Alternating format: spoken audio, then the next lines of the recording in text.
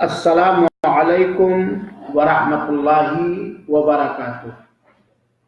بسم اللہ والحمد للہ والصلاۃ والسلام علی رسول اللہ۔ میری اسلامی ماں اور بہنوں اور بچیوں اور ناظرین کرام، آسا اسلامک سینٹر حفوظ کے اس لیڈیز کلاس میں آج جو عنوان منتخب کیا گیا ہے وہ عنوان ہے سنن فطرت، اور اس عنوان کے انتخاب کرنے کی وجہ یہ ہے کہ کچھ بہنوں کا اور کچھ بھائیوں کا ذکر کیے گئے مسئلے کے بارے میں سوالات ہیں، تو تعلیم بھی ہو جائے اور سوال کا جواب بھی ہو جائے۔ سوال یہ ہے کہ سنن فطرت کا مطلب کیا ہے اور وہ کتنے ہیں، اور ان میں سے خاص طور پر ایک اہم مسئلے سے متعلق سوال ہے۔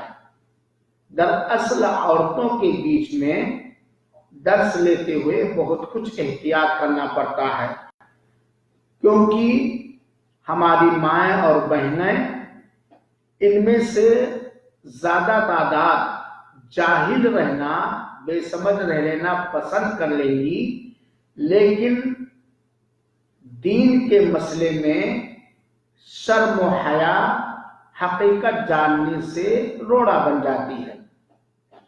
تو آج یہ سنن فطرت کا مطلب کیا ہے، یعنی وہ نیچر، وہ مزاج، وہ سادگی جس پر اللہ تعالیٰ نے انسان کو، چاہے وہ مرد ہو یا عورت، پیدا فرمایا۔ فطرت کی سنتیں سادگی ہے، ایک فطرت ہے، ایک پراکرتی ہے، آچرن ہے یا نیچر ہے۔ کس نیچر پر اللہ تعالیٰ نے پیدا کیا، اسی نیچر پر بندے کو رہنا چاہیے۔ آپ یہ بات جانتی ہیں کہ اللہ تعالیٰ نے انسانوں کو سلیم الفطرت بنایا، ان کے فطرت میں، ان کے مزاج میں پیدائشی طور پر بہت ہی سادگی رکھا ہے، بہت ہی خوبصورتی رکھا ہے، اور بہت ہی ٹھیک ٹھاک اور درست فطرت پر پیدا کیا ہے۔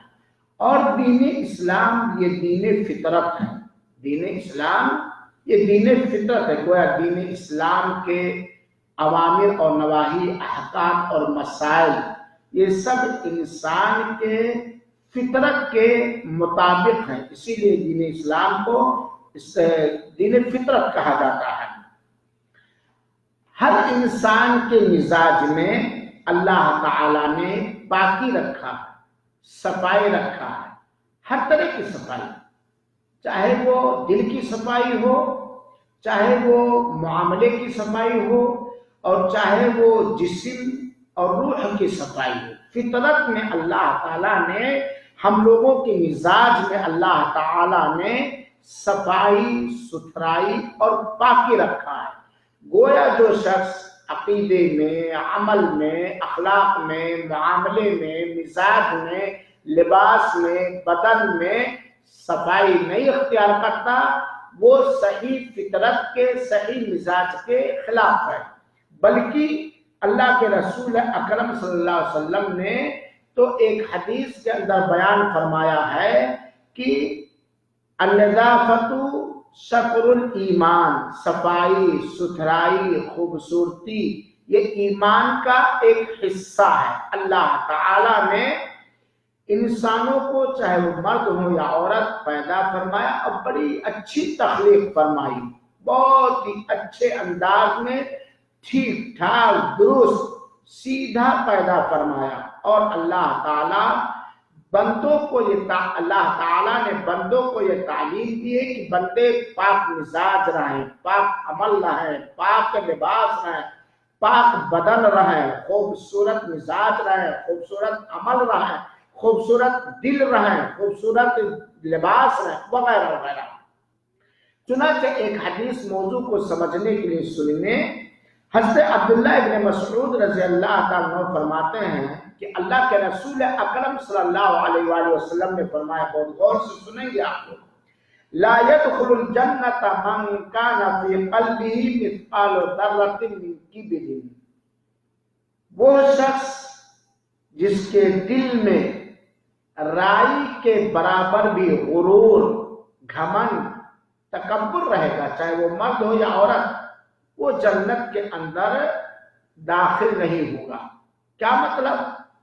اس کے پاس دوسرے اعمال جنت میں داخلے کے ہیں، لیکن اس کے ساتھ ساتھ اس کے اندر تکبر ہے، گھمنڈ ہے، حق کو جھٹلاتا ہے، لوگوں کو حقیر سمجھتا ہے، ذلیل سمجھتا ہے، گھمنڈ ہے، تکبر ہے، اور وہ تکبر کلو دو کلو نہیں، کنٹل دو کنٹل نہیں، رائی ذرہ کے برابر تکبر ہے، تو ساری نیکیوں کے باوجود وہ جنت میں اس وقت نہیں داخل ہوگا جب تک وہ اس کی سزا نہ پا جائے یا اللہ اس سے معاف نہ کر دے۔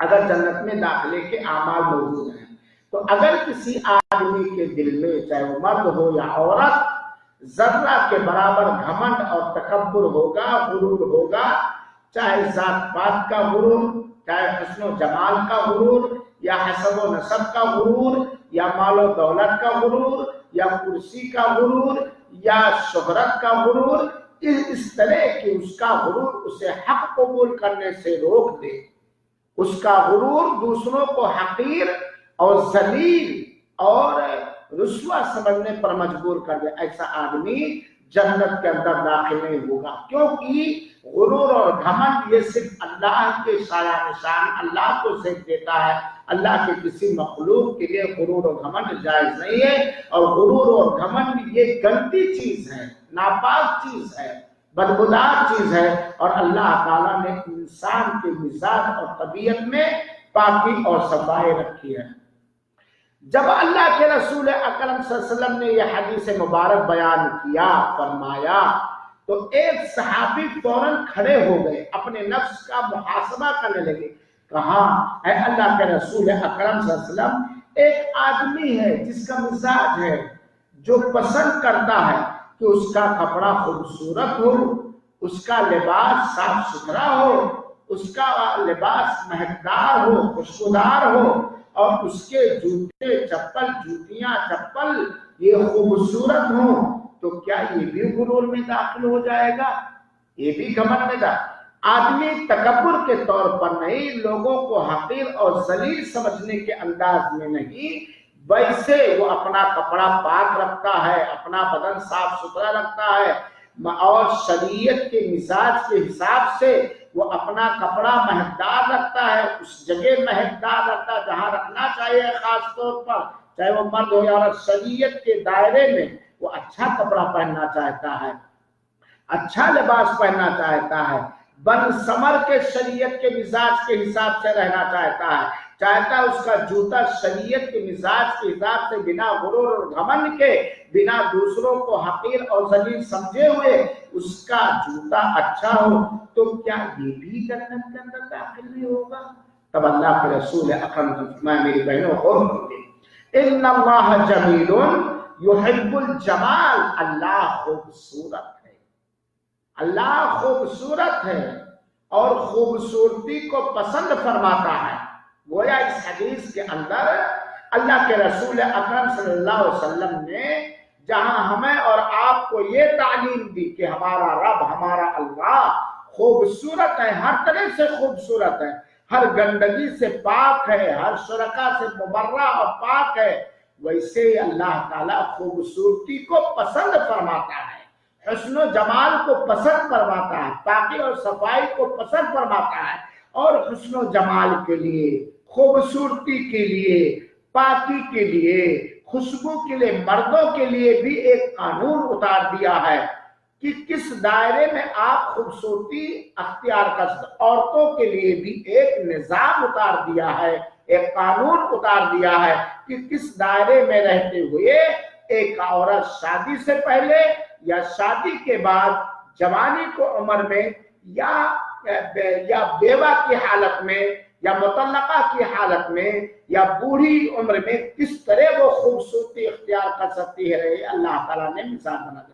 گویا اللہ تعالیٰ خوبصورت ہے اور خوبصورتی کو پسند کرتا ہے۔ اللہ اس بات کو ناپسند کرتا ہے کہ ایک آدمی کے منہ سے بدبو آئے، جسم سے بدبو آئے، کپڑے سے بدبو آئے، بغل سے بدبو آئے، اور ایک آدمی کا اخلاق بدبودار ہو۔ اللہ اس بات کو ناپسند کرتا ہے۔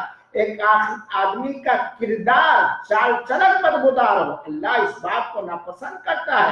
ایک آدمی کا عقیدہ بدبودار ہو، گندا ہو، اللہ اس بات کو ناپسند کرتا ہے۔ ایک آدمی کا بول بندان، چال و چلن ناپاک ہو، گندا ہو، جس چیز کو سلیم الفطرت انسان یا اسلامی مزاج رکھنے والے ناپسند کرتے ہو، یا جو اسلامی مزاج کے حساب سے ناپسند ہو، اللہ اس کو ناپسند کرتا ہے۔ اس تمہیدی کلمات کے بعد آئیے سننے فطرت جس پر اللہ تعالیٰ نے ہمیں پیدا فرمایا ہے کیا ہے۔ آپ سے اگر پوچھے کوئی، آپ کا بچہ، آپ کا چھوٹا یا کوئی بھی پڑوسی، بلکہ یہ سمجھنا چاہے اور اس پر درس اپنے گھروں میں دینا چاہے، اس کی تعلیم ہونی چاہیے۔ جیسے ایک بہن نے ابھی کچھ دیر پہلے سوال کیا تھا، ایک ماں کے اوپر، ایک باپ کے اوپر بچے کی پیدائش کے بعد کیا حق بنتا ہے، تو میں نے جواب دیا کہ جیسے بچہ سن شعور کو پہنچے، تمیز کی عمر کو پہنچے، پہچان کی عمر کو پہنچے، تو ماں باپ کے اوپر یہ واجب ہے اپنے بچوں کی دینی تربیت کریں، دینی مزاج کے حساب سے دیکھ ریکھ کریں، اس کی دینی مزاج کے حساب سے پالن پوشن کریں، نشو و نما کریں۔ ایک باپ کے اوپر یہ واجب ہے کہ اپنے بچوں کی تربیت کریں، اپنی بچیوں کی تربیت کریں، اور کوئی بھی ماں، کوئی بھی باپ اپنے بچوں کی اسلامی مزاج کے حساب سے، قانون الہی کے حساب سے، فرمان رسول اکرم صلی اللہ علیہ وسلم کے حساب سے اس وقت تک تربیت نہیں کر سکتا ہے جب تک وہ اپنی تربیت نہ کرے قرآن پاک اور نبی کریم صلی اللہ علیہ وسلم کی سنت کی روشنی میں۔ اور کوئی بھی انسان اپنی تربیت اس وقت تک نہیں کر سکتا ہے میری ماں اور میری بہنوں اور میرے سامعین کرام، جب تک وہ دین کی صحیح سمجھ اور دین کا صحیح علم نہ حاصل کرے۔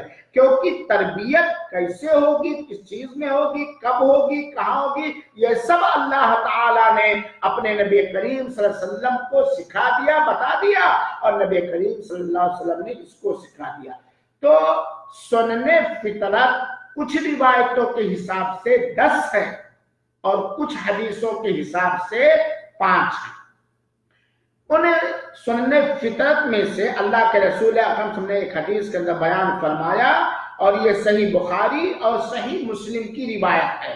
صحیح بخاری حدیث نمبر 5891 5891 اور صحیح مسلم میں 251 251۔ اللہ کے رسول اکرم سے فرماتے ہیں الفطرۃ خمس، سنن فطرت 5 ہے۔ بڑے غور سے سنیے گا، اگرچہ اس پہ 10 کئی بار ہو چکا ہے۔ سنن فطرت 5 ہے۔ نمبر 1 الختان، ختنہ کرانا، اور یہ بچوں کے لیے ہے، یہ بچوں کے لیے ہے۔ جب بچے کی عمر یا صحت ختنے کے لائق ہو جائے، چاہے وہ پیدائش کے 7ویں دن یا 7 مہینہ کے بعد، یا جب بچہ ختنے کے لائق ہو جائے جسمانی طور پر، صحت کے اعتبار سے، تو ختنہ یہ سنن فطرت ہی میں سے نہیں بلکہ یہ واجب اور فرض ہے۔ ختنہ کرانا بچوں کا، بچیوں کا نہیں، بچوں کا۔ یہ الگ بات ہے کہ کچھ علماء نے بچیوں کا بھی کہا ہے، لیکن یہ علماء کے اجتہادات ہیں۔ صحیح بات ہے بچوں پر، بچوں کا ختنہ، مردوں کا ختنہ صحت کے اعتبار سے، وقت کے حساب سے فرض اور واجب ہے۔ دوسری چیز اللہ کے رسول اکرم صلی اللہ علیہ وسلم والاستعداد، نیچے کے میری بہنوں شرم نہ محسوس، مسئلہ اس کے تحت اس لیے میں بتلانا چاہتا ہوں کیونکہ ایک ضروری ہے۔ آج دیکھا جائے، آپ لوگوں کو برا نہ لگے، دیکھا جائے کتنے بچے جوان ہو چکے ہیں، کتنی بچیاں جوان ہو چکی ہیں، لیکن ماں شرمیلی ہے، باپ شرمیلا ہے، گھر کے بڑے افراد بیجا شرمیلا ہے، اور شریعت کے بہت سارے مسائل جو بلوغت کے بعد آ جاتے ہیں، ان مسائل کی تعلیم نہیں دی جاتی ہے۔ اور ان مسائل کو ہوشیاری سے بچوں اور بچیوں کو نہیں سکھایا جاتا ہے. آپ یہ بات جانتی ہیں اور آپ سب لوگ یہ بات جانتا ہے, ایک بچہ بالغ ہو گیا, ایک بچی بالغ ہو گئی, جوان ہو گئی, اس کے اوپر نماز فرض ہو جاتی ہے, اس کے اوپر روزہ فرض ہو جاتا ہے, اگر وہ طاقت رکھتا تو اس کے اوپر حج فرض ہو جاتا ہے, وضو کرنا اس کے اوپر فرض ہو جاتا ہے. اب وہ بچہ جانتا نہیں کہ جوان ہوئے کہ نہیں ہوئے, ایسے بہت سارے مسائل ہیں. تو یہ ماؤں اور باپ کی ذمہ داری ہے کہ بلوغت سے کے بعد بچوں کو وہ تعلیم دے اور وہ ادب سکھائیں, وہ طریقہ سکھائیں جس تعلیم اور ادب اور طریقے کا سیکھنا واجب اور اس پر عمل کرنا فرض اور واجب ہے. تو اللہ کے رسول نے دوسری سننے فطرت الاستحداد, نیچے کے بال ختم کرنا, زائل کرنا, چھیلنا یا اکھاڑنا. تیسرا ہے مونچھوں کو کاٹنا. چوتھا ہے ناخن کو کاٹنا. پانچواں ہے بغل کے بال صاف کرنا یا اکھاڑنا. یہ صحیح بخاری اور صحیح مسلم کے اندر 5 سننے فطرت ہیں. کون کون؟ ختنہ کرانا جو مردوں کے لیے ہے, ناف کے بال صاف کرنا, مونچھ کاٹنا یہ بھی مردوں کے لیے ہے, اور ناخن کاٹنا یہ مردوں اور عورتوں کے لیے دونوں ہے, بغل کے بال اکھیڑنا یہ مردوں اور عورتوں, بالغ بچوں اور بچیوں سب کے لیے ہے. گویا ان 5 میں سے ختنہ یہ لڑکوں سے متعلق ہے, مونچھ کاٹنا یہ لڑکوں سے اور مردوں سے متعلق ہے, باقی چیزوں میں مرد اور عورت, بالغ بچہ اور بالغ بچی دونوں کے دونوں شریک ہیں. آئیے ہم ایک مسئلہ لیتے ہیں جس کے بارے میں سوال ہے, ناف کے نیچے کا بال, اور یہ جاننا ضروری ہے ناف کا شمار کہاں سے ہوگا. یہ بیچ میں جو سرہ ہے ناف ہے, یہ پورا لے کر کے ران کا کچھ حصہ لے کر کے آگے پیچھے ساری جگہوں کے بال کو صاف کرنا. استحداد اس لیے کہا گیا ہے لوہا استعمال کرنا چونکہ پہلے یا عام طور پر لوگ بلٹ یا لوہے یا سراہی سے صاف کرتے ہیں, تو یہ صاف کرنا ضروری ہے. اب آئیے اس کا حکم کیا ہے, کیا صاف کرنا فرض اور واجب ہے یا صاف کرنا سنت مؤکدہ ہے. علماء کرام کے رجحانات پڑھنے اور احادیث رسول کو پڑھنے کے بعد اندازہ ہوتا ہے کہ کچھ علماء اس کو سنت مؤکدہ کہتے ہیں اور کچھ علماء اس کو واجب کہتے ہیں. شیخ ابن باز رحمت اللہ علیہ اور دیگر علماء کرام نے ناف کے نیچے کے بال کو صاف کرنا فرض اور واجب قرار دیا ہے, چاہے وہ کسی بھی چیز سے صاف کیا جائے, کریم سے صاف کیا جائے, اسپرے سے صاف کیا جائے جو صحت کے لیے نقصان دہ نہ ہو, اور ناف کا پورا ایریا لے کر کے ران کا حصہ آگے اور پیچھے دونوں صاف کرنا فرض اور واجب ہے. یہ مسئلہ بھی جان لیجیے, بہت سارے مرد ایسے ہوتے ہیں کلاسوں میں ان سے پوچھتے تو مسئلہ عورتوں سے بھی ہوگا کہ مولانا خالی بس سے شرمگاہ کے اوپر, شرمگاہ دو ہے میرے بھائی بہنوں, دونوں شرمگاہ کو صاف کرنا. مقصد کیا؟ بدبو سے بچانا. مقصد کیا؟ پیشاب کے چھینٹوں یا پخانے کے حصوں سے کپڑے کو ناپاکی سے بچانا. یہ مقصد ہے, یہ فطرت ہے صفائی و ستھرائی. اس لیے یہ پورا کا پورا صاف کیا جائے گا, چاہے وہ اس کو چھیلا جائے, چاہے کریم لگایا جائے, چاہے اسپرے مارا جائے, جس انداز سے. اصل مقصد ہے اس کو زائل کرنا, اس کو ختم کرنا. تو یہ بعض علماء کے یہاں فرض اور واجب ہے. سوال تیسرا اس کے تعلق سے یہ آیا ہے کہ کتنے دن میں صاف کرنا ہے, کتنے دن میں, زیادہ سے زیادہ کتنے دن میں ناخن کاٹنا ہے, کتنے دن میں مونچھ کے بال کاٹنا ہے, کتنے دن میں ناف کو صاف کرنا ہے, وغیرہ وغیرہ.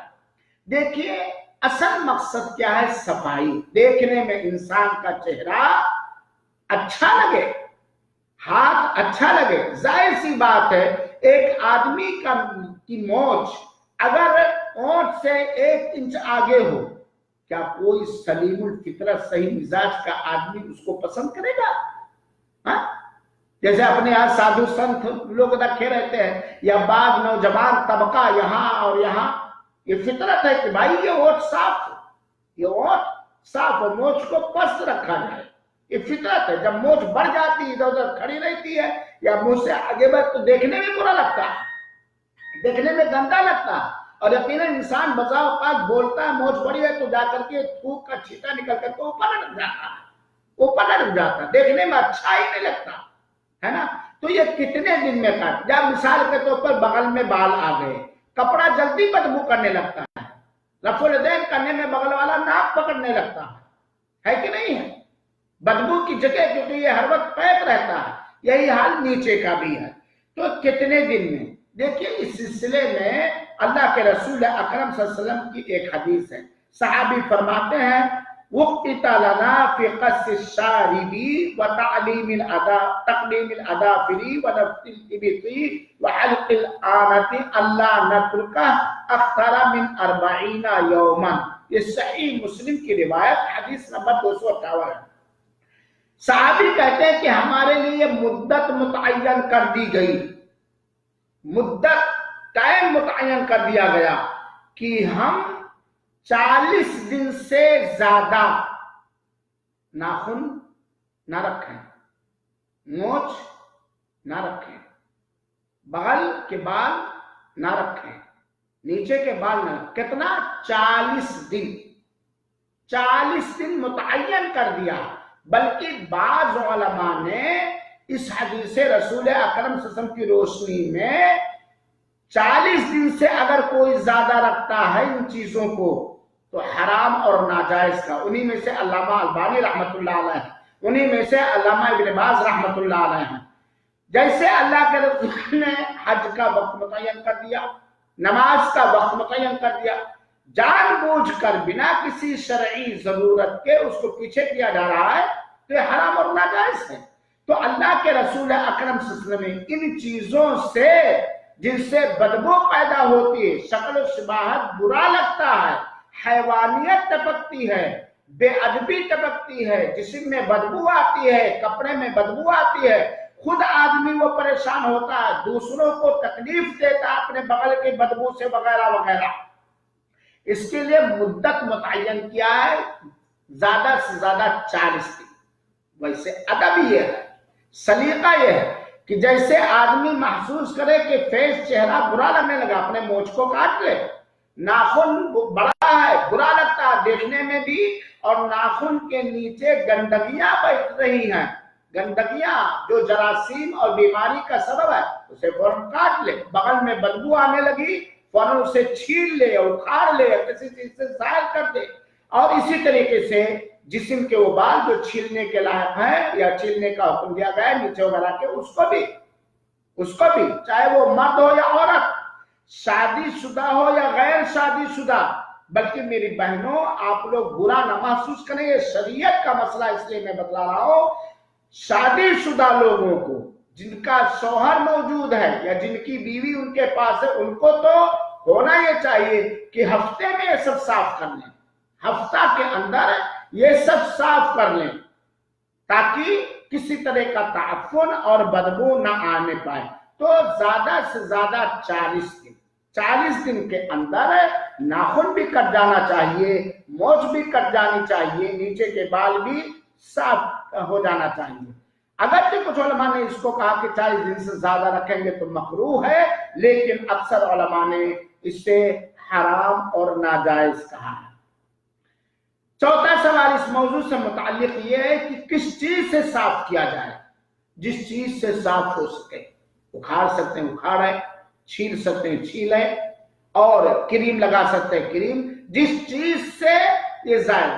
شرط یہ ہے کہ اس چیز کا استعمال کرنا شریعت کے اندر حلال اور ناجائز ہے. ایک اور مسئلہ اسی سے جڑا ہوا ہے اور یہ علم ہے. ایک آدمی یا ایک عورت بوڑھا ہو چکا, ہاتھ کانپ رہے ہیں, بینائی کمزور ہو گئی, جسم کنٹرول میں نہیں رہتا ہے, ظاہر سی بات ہے مجبوری آ گئی, وہ اپنے ہاتھ سے ان صفائیوں کو نہیں کر سکتا, ان چیزوں کو اپنے ہاتھ سے نہیں کر سکتا. تو اب کیا کریں, کیسے اس پر عمل کریں؟ اللہ تعالیٰ نے قرآن میں فرمایا فَاتَّقُوا اللَّهَ مَا اسْتَطَعْتُمْ, جتنا تم اللہ تعالیٰ سے ڈر سکتے ہو تو ڈرو. ناخن تو وہ کسی سے کٹا سکتی ہے یا کٹا سکتا ہے. بغل کے بال مرد کسی سے کٹا سکتا ہے, مونچھ مرد کسی سے کٹا سکتا ہے. رہا مسئلہ عورت کا بغل کا بال اور نیچے کے بال, تو یہ صرف شوہر ہی سے ہو سکتا ہے بس, کیونکہ میاں بیوی کے درمیان کوئی پردہ نہیں. باقی ماں سے بھی پردہ ہے شرمگاہ کا, باپ سے بھی پردہ ہے. ہمارے باپ بوڑھے ہو گئے اور ضرورت ہے, ہم نہیں صاف کر سکتے, پوتا نہیں صاف کر سکتا, ناتی نہیں صاف کر سکتا, داماد نہیں صاف کر سکتا, اور یہی حال عورتوں کا ہے. صرف میاں بیوی ایک دوسرے کی اس کام میں مدد کر سکتے ہیں, ان کی مدد کرنا جائز ہے, ورنہ نہیں. دلیل کیا ہے؟ صحیح مسلم کی روایت حدیث نمبر 328. اللہ کے رسول اکرم صلی اللہ علیہ وسلم نے فرمایا, لا ينظر الرجل الى عورت الرجل ولا المرأة الى عورت المرأة. کوئی آدمی کسی آدمی کا, کسی بھی آدمی کا, چاہے باپ ہو, دادا ہو, نانا ہو, بیٹا ہو, بالغ ہونے کے بعد کوئی آدمی کسی آدمی کی شرمگاہ نہ دیکھے.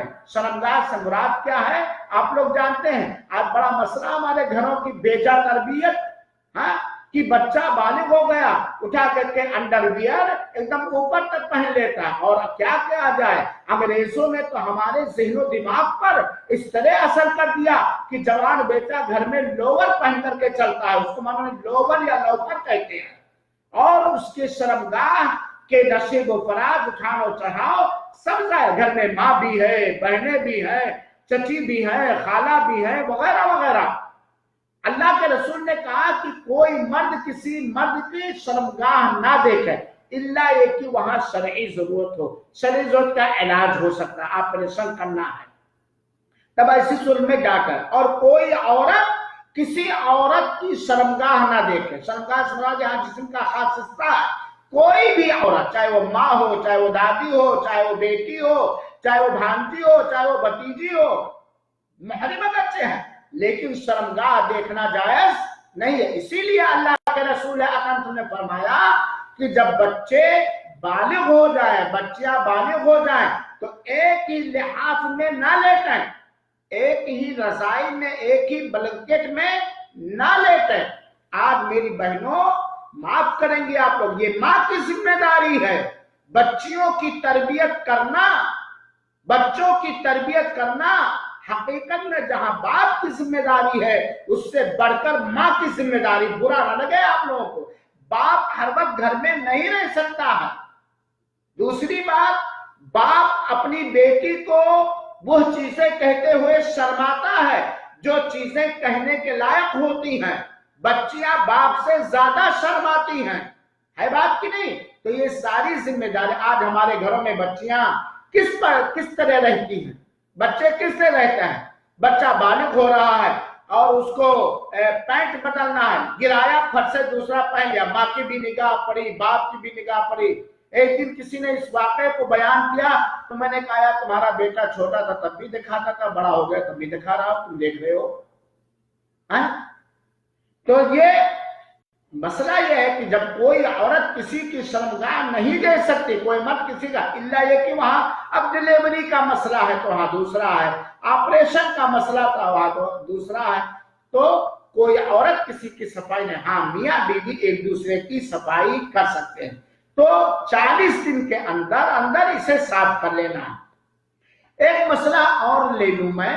دیکھیے, آج کے اس بگڑے فیشن کے زمانے میں جو بگڑا فیشن شریعت کے خلاف ہے, اللہ تعالی کے حکم کے خلاف ہے, نبی کریم صلی اللہ علیہ وسلم کے فرمان اور فرما برداری کے خلاف ہے. دو چیزیں آج اکثر نظر آتی ہیں. ایک تو ہے مونچھوں کو خوب بڑی رکھنا, خوب بڑی رکھنا کہ دیکھنے میں برا چہرہ لگے. اپنے بچوں کو, اپنے شوہروں کو, اپنے رشتہ داروں کو اس جرم سے روکنا چاہیے. اللہ کے رسول اکرم صلی اللہ علیہ وسلم نے فرمایا ہے کہ داڑھی کو بڑھاؤ, مونچھ کو پست رکھو, چھوٹی رکھو. یہ الگ بات ہے کہ اتنی بڑی موچ رکھنا جائز، لیکن جتنے زیادہ اس کو پست رکھا جائے، ایک دم چھیلا بھی نہ جائے اور ایک دم بڑا بھی نہ رکھا جائے۔ آپ دیکھیے ہمارے بازاروں میں جائیے، دو چیزیں مخالفت پائی جاتی ہے۔ جس کو بڑھانے کا حکم ہے اس کو تو ایسا گھٹا دیا گیا کہ ڈورا لگا کر کے اس کو کھلوایا جاتا ہے۔ ہائے رے مسلمانوں، ہائے رے مسلمانوں، اسلام میں سلامتی ہے، مزاج کی سلامتی، بدن کی سلامتی، ماحول کی سلامتی، امن و امان کی سلامتی، عقیدے کی سلامتی، اخلاق کی سلامتی، معاملات کی سلامتی، اور ہم سلامتی کے راستے کو چھوڑ کر پریشانی کے راستے کو اپنا رہے ہیں۔ تو ہمیں چاہیے کہ ہم اپنے بیٹوں کو، اپنے قریبی رشتہ داروں کو، محرموں کو اور کی حیثیت سے اور مرد عام لوگوں کو اس جرم سے روکیں۔ تیسری چیز جو آج رائج ہو رہا ہے، عورتوں کا ناخن بڑا رکھنا، بچیوں کا ناخن بڑا رکھنا، چاہے دائیں ہاتھ کے انگلیوں کا یا بائیں ہاتھ کی انگلیوں کا یا کسی ایک انگلی کا ناخن بڑا رکھنا، اور یہ چیز عورتوں سے مردوں میں بھی منتقل ہو رہی ہے۔ آج یہ چیز آپ لوگ محسوس کرتی کہ نہیں کرتی ہیں؟ ہے یہ چیز کی نہیں ہے؟ ہماری بچیاں ناخن بڑا رکھتی ہیں، یا ایک انگلی کی یا چاروں انگلی کی، اور ہماری بیویاں ناخن بڑا رکھتی ہیں، اور بہت سارے لڑکے بھی عورتوں کی تقلید کر کے ناخن بڑا رکھتے ہیں۔ میری بہنوں، برا نہ لگے، آپ کے نبی کریم صلی اللہ علیہ وسلم نے وقت متعین کر دیا کہ 40 دن سے زیادہ نہیں، اور یہ 40 دن میں بھی اگر بڑا ہو جائے، شکل صورت خراب لگے، گندگی بیٹھے، تو اس سے پہلے زیادہ سے زیادہ 40 دن۔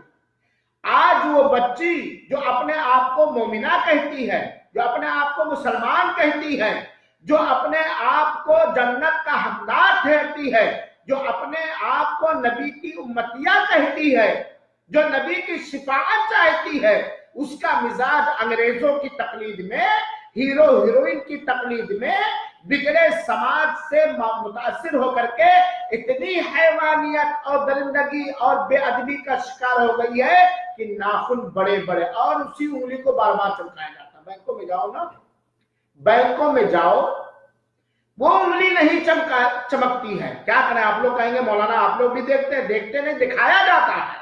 اللہ کی قسم برا نہ لگے میرے سامعین کرام، دیکھا نہیں جاتا، باقاعدہ آبائل مجھے مار دکھایا جاتا ہے۔ یہ عورتوں کا مزاج اور مردوں کا مزاج ہوتا جا رہا ہے، ناخن کا بڑا رکھنا۔ کیا بھائی آپ مسلمان بچی ہو، آپ کا دین اسلام ہے، آپ کا رب اللہ ہے، آپ کے نبی کریم صلی اللہ علیہ وسلم آخری پیغمبر ہیں، کیا اللہ تعالیٰ نے، اللہ کے رسول نے یہ ناخن بڑا رکھنے کی اجازت دی ہے؟ اور بڑا کرنے کے بعد اس میں مختلف انداز کے یہ سمکری یا کمکری یا مال میں کیا کیا لگانے کا، اللہ کے رسول نے یہ ناخن بڑا رکھنے کی اجازت دی ہے؟ کیا آپ کو اپنے چھوٹے بھائی پر شیر کی طرح حملہ کرنا ہے، یا اپنے باپ کے اوپر حملہ کر کے زبردستی وراثت لینی ہے؟ باپ دینے والا نہیں، ہندوستانی باپ وراثت دینے والا نہ، ناخن چاہے 5 نے 20 انگلی کا ناخن بڑا کر دو۔ کیا آپ اپنے شوہر کے ظلم اور زیادتی پر بدلہ لینے والی ہیں؟ کیا آپ کے گھر میں چاقو نہیں ہے؟ کیا آپ کے گھر میں اور کوئی سامان نہیں، کاٹنے کی جو چیز ہے وہ کاٹا جائے؟ یہ ناخن کس بنیاد پر بڑا رکھا جاتا ہے؟ یہ حکم ہے۔ ہمیں چاہیے، ہماری بہنوں کو چاہیے کہ کسی بھی مسلمان بیٹی کے ناخن کوئی بھی بڑے دکھے، فوراً امر بالمعروف، بھلائی کا حکم دے، برائی سے روکے۔ تو آج یہ بھی مزاج ہوتا جا رہا ہے۔ اس سے بڑھ کر بہت ساری عورتیں اپنی ناخنوں میں ان حالات میں، جن حالات میں ان کے اوپر نماز 5 وقتہ پڑھنا فرض اور واجب ہے، نیل پالش لگاتی ہیں۔ ٹھیک ہے، ان حالات میں اگر لگا رہی ہیں، شوہر ہے نیل پالش لگا رہے ہیں، جن حالات میں ان کے اوپر فرض نماز پڑھنا فرض اور واجب نہیں، چھٹی ملی ہے، کوئی مشکل نہیں، اس میں بھی احتیاط ہونا۔ لیکن نماز فرض ہے، نیل پالش، آپ یہ بات جانتی ہیں कि अगर नाखूनों में नील पालिश लगी है तो आपका वजू नहीं होगा, और जब आपका वजू नहीं होगा तो आपकी नमाज ही नहीं होगी, और जब आपकी नमाज नहीं होगी तो आप नमाज छोड़ने वाली होगी। तो ये नाखूनों का बड़ा रखना हराम और नाजायज है।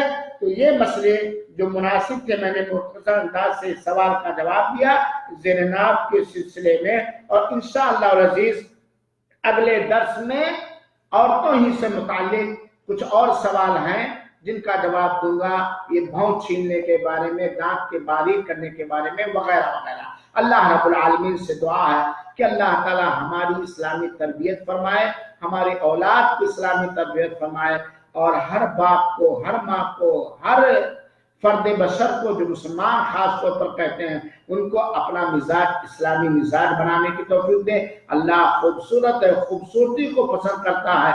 हैवान बदसूरत है, बदसूरती को पसंद करता है। अल्लाह जिस खूबसूरती को पसंद करता है वही खूबसूरती असल में खूबसूरती है।